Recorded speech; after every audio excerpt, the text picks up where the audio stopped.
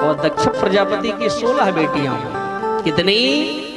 16वें number पर महारानी सती हैं, जिनका विवाह भोलेनाथ के साथ संपन्न हुआ। लेकिन इनका भी वंश आगे नहीं चला। बोले क्यों? बोले महाराज भोलेनाथ का अपमान सह ना पाई, बिल्कुल नहीं सह पाई। महाराज जो दक्ष है,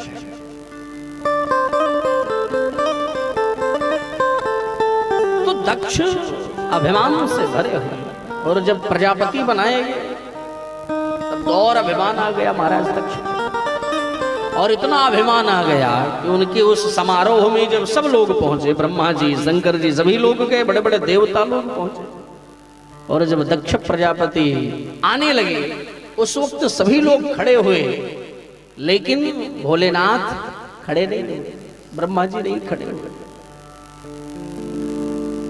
तो एक बात आप ध्यान कर लेना, ये सारे प्रसंग हमें संदेश क्या देते हैं। जब दक्ष प्रजापति जी बोलना प्रारंभ किए तो धारा प्रवाह गालियों की बौछार शुरू की। और कुछ नहीं किया, आए हुए भक्तों का मैं स्वागत करता हूँ, आए हुए समस्त धर्म प्रेमियों का मैं स्वागत करता हूँ।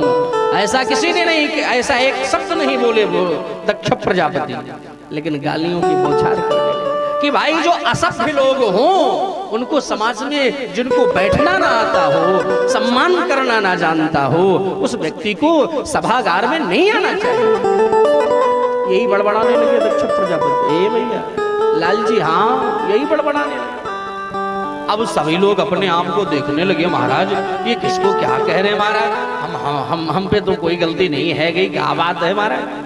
अच्छा अभी हम ऐसे बोलने लगे तो हर व्यक्ति अपने आप को देखेंगे कि हमसे कोई गलती हुई यार, हमने तो कोई ऐसी गलती नहीं। अब सभी लोग देखने लगे अपने आप, तब तक बोल पड़े, क्या इधर उधर देख रहे हो, ये देख नहीं रहे, बड़ी बड़ी आंख वाला ये शंकर बैठा, दिखाई नहीं पड़ा किस प्रकार से बैठा है। अरे शिष्टाचार मर्यादा वालों के अच्छे संस्कार में रहता हो तब तो इसको अच्छी बातें आएगी। हमेशा भूत प्रेतों के संग में रहता है, क्या जाने कि समाज कैसा होता है।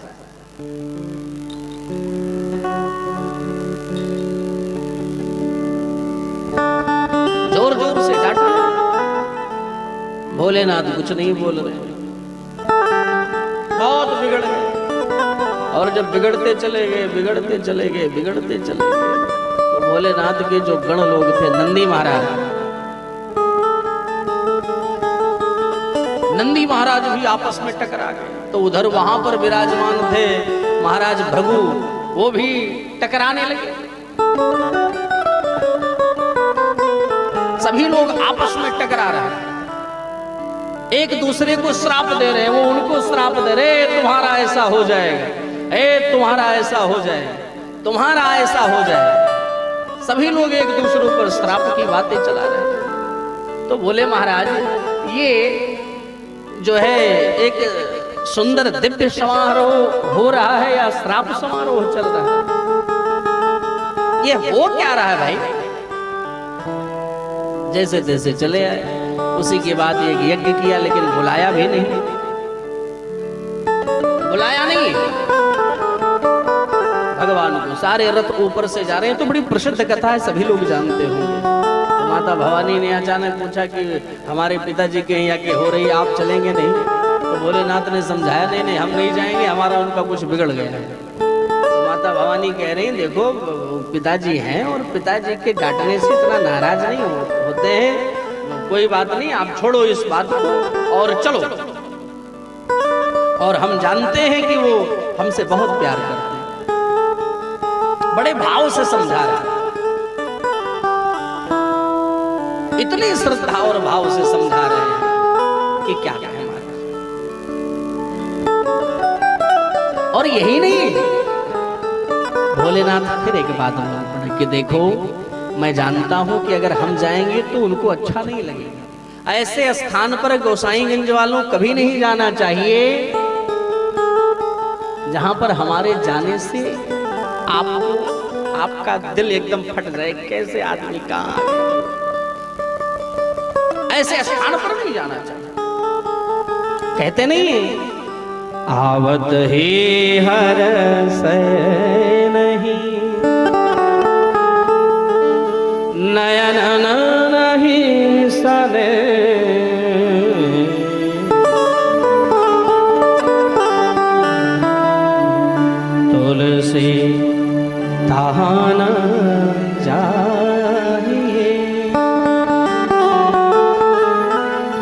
चाहे कंचन बरस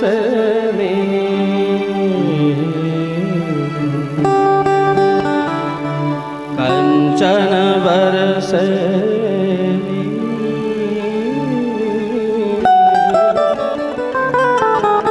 ऐसे स्थान पर नहीं जाना चाहिए। हमारे जाने से आप खुश ना हो, आपको देखकर हमें नाराजगी हो जाए। तो भवानी पार्वती नहीं मानी, फिर भी गई। हाल क्या हुआ आपको पता है, वहां भोलेनाथ का जरा भी सम्मान देखी नहीं। तो अगर हमारे पति का सम्मान कहीं नहीं हो रहा है तो भाई पत्नी को थोड़ी सी नाराज हो जाती है कि ऐसा क्या है। और उस यज्ञ में सबके भाग अलग अलग रखे हैं। भोलेनाथ के जब नहीं दिखाई पड़े तो माता भवानी अत्यंत नाराज हुई और भवानी से कोई अच्छे से बात भी नहीं कर रहा है, केवल माता को छोड़कर। बहनें भी कभी कभी लोग कहते नहीं ये मेरी सिस्टर है, ये मेरी बहन है। बहनों से लोगों का प्रेम है, लेकिन अगर हमारा जीवन गड़बड़ हो जाए, हमारे पति की कुछ परिस्थितियां गड़बड़ हो जाए, ध्यान देना, तो हमारी बहनें भी और हमारे सिस्टर भी, हमारे बड़े से बड़े क्लोज लोग भी हमारा मजाक उड़ाने लगते। ओ पहले तो बहुत बनती थी, अब आ गई ना ले बे। तो वही बात है मेरे भाई बहन कि आज 16 बहनें हैं लेकिन सबके सब मजाक उड़ा रही हैं। और अगर कोई किसी के दिल में अगर प्रेम था तो माता भवानी ने एक ही व्यक्ति के दिल में प्रेम देखा जो मुस्कुराते हुए दिखाई देती। कौन? सादर भलहि मिली एक माता, सादर भलहि मिली एक माता, सादर भलहि मिली एक माता, सादर भलहि मिली एक माता।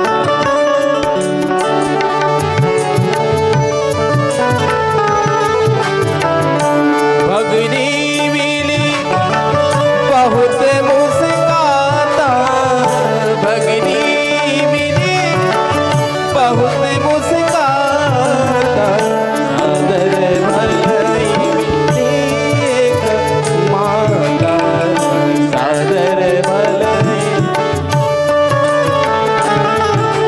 सादर भलहि मिली एक माता, भगनी मिली बहुत मुस्काता, सादर भलहि, सादर भलहि, सादर भलहि मिली। केवल मां ही प्रसन्न मुद्रा में दिखाई पड़ी और फिर आकर के ये सब सारे सिस्टम को देख करके माता भवानी अत्यंत परेशान हुई और जलते हुए अग्निकुंड में ही अपने प्राणों की आहुति दे देती है। इसके बाद वीरभद्र आकर के त्याज बड़ा तूफान मचाते हैं। बकरे का सिर लगता है, यानी दक्ष का भी सब काम तमाम कर देते हैं। इसलिए जब वीरभद्र आकर के सब यज्ञ को नष्ट कर देते हैं और दक्ष प्रजापति के भी सर को काट देते हैं और फिर माफी मांगने के बाद बकरे का सिर लगाते हैं, तो